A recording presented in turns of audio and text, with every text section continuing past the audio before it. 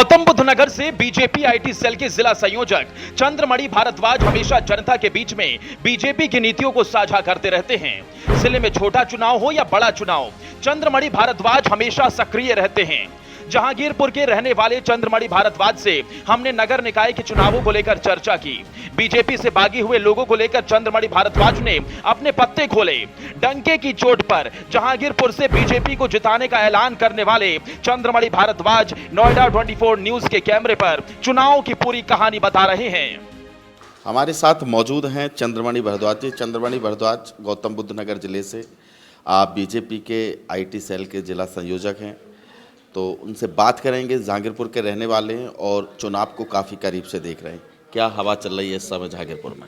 हवा बहुत अच्छी चल रही है। और देखिएगा, हमारे महापुरुष कहते हैं कि जब कोई अनुष्ठान हो और अनुष्ठान के समय अगर बारिश हो जाए तो बोलते हैं कि इंद्रदेव प्रसन्न हो गए। हमारे जैसे ही चुनाव कार्यालय का उद्घाटन होना था तो उस दिन सुबह से ही बारिश होने लगी और यहाँ हवन हुआ। उसके बाद में माननीय केंद्रीय मंत्री भारत सरकार पूर्व में रहे हमारे सांसद डॉक्टर महेश शर्मा जी आए और उन्होंने उद्घाटन किया, जिनके साथ में जिलाध्यक्ष जी आए। हवा बहुत बढ़िया चल रही है। विकास के नाम पर हमारा प्रत्याशी कमल का फूल है और विकास के नाम पर ही हम जनता के बीच जा रहे हैं। और ये लोगों से हमारी अपील है कि जिसने विकास किया है, यदि विकास हुआ है बिना भ्रष्टाचार के, आपने 5 वर्ष का कार्यकाल हमारे चेयरमैन जयप्रकाश शर्मा जी का देखा है, तो आप हमको मतदान कीजिएगा, वोट कीजिएगा। ऐसा वातावरण जो पहले भयग्रस्त था कस्बा, इन 5 सालों में भय मुक्त रहा है, अपराध मुक्त रहा है।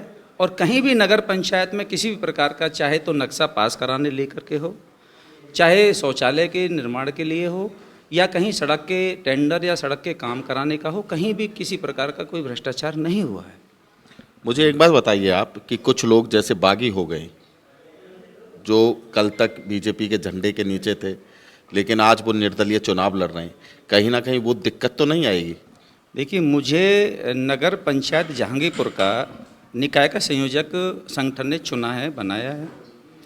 और जैसा आपने मेरा परिचय दिया, मैं आईटी का जिले का संयोजक हूँ। उसके साथ साथ ही लोकसभा गौतम बुद्ध नगर का भी मैं आईटी का संयोजक हूँ। और जिला जो हमारे निकाय की संचालन समिति है उसमें भी मेरे पास दायित्व है। तो जो कार्यकर्ता, टिकट मांगना सबका अपना मौलिक अधिकार है। हम पार्टी के कार्यकर्ता हैं तो हमारी अपेक्षाएं होती हैं कि हम भी कोई चुनाव लड़ें। यदि 10 लोग टिकट मांगते हैं, 10 में से एक ही का तो टिकट होगा, एक ही चुनाव लड़ेगा। तो अगर इस प्रकार से 9 जो टिकट मांगने वाले हैं वो बागी हो गए तो संगठन ऐसे नहीं चल पाएगा। इसलिए जिन लोगों ने टिकट मांगते समय अपना प्रत्यावेदन किया है और आज वो निर्दलीय के रूप में चुनाव में हैं, उन्होंने ये पार्टी विरोधी गतिविधियाँ हैं, ये अनुशासनहीनता है। तो संगठन उनके खिलाफ निश्चित ही दंडात्मक कार्रवाई करेगा। आपने देखा होगा कई जिलों में जिन्होंने अनुशासनहीनता की है उनको पार्टी से 6 वर्ष के लिए निष्कासित भी किया गया है। अब ये संगठन का है। हम लोगों ने, हमसे पूछा गया कि कौन कौन यहाँ प्रत्यावेदित थे, जिन्होंने प्रत्यावेदन किया, और आज वो लोग चुनाव लड़ रहे हैं। तो हमने अपनी बना करके सूची जिला संगठन को दे दी है। अब जिला संगठन क्षेत्र से या प्रदेश से अनुमति लेकर के उनके खिलाफ क्या कार्रवाई करता है, ये आने वाले समय में आपको हम अवगत करा देंगे। लेकिन जैसे जहांगीरपुर में कुछ लोगों के विचार हैं, कुछ लोगों का कहना था कि जहांगीरपुर की लड़ाई तो भाजपा बनाम भाजपा हो गई है, बीजेपी बनाम बीजेपी। नहीं, ये कहना गलत है। भाजपा बनाम भाजपा नहीं है। भारतीय जनता पार्टी का पूरा संगठन अपने प्रत्याशी को चुनाव लड़ा रहा है।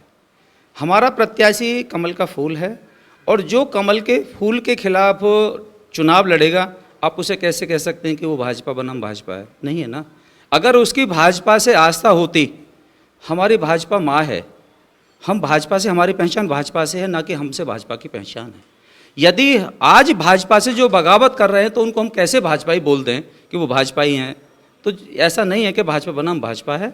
उनकी मानसिकता सिर्फ रही होगी, अपेक्षाएं रही होंगी।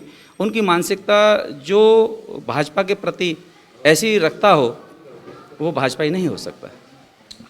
तो हमारे साथ मौजूद थे चंद्रमणि भारद्वाज जी। कह रहे हैं कि जो लोग बीजेपी से बागी होकर अब निर्दलीय चुनाव लड़ रहे हैं, उन पर बीजेपी की सरकार है जो भी उच्च स्तर से कड़ी कार्रवाई की जाएगी।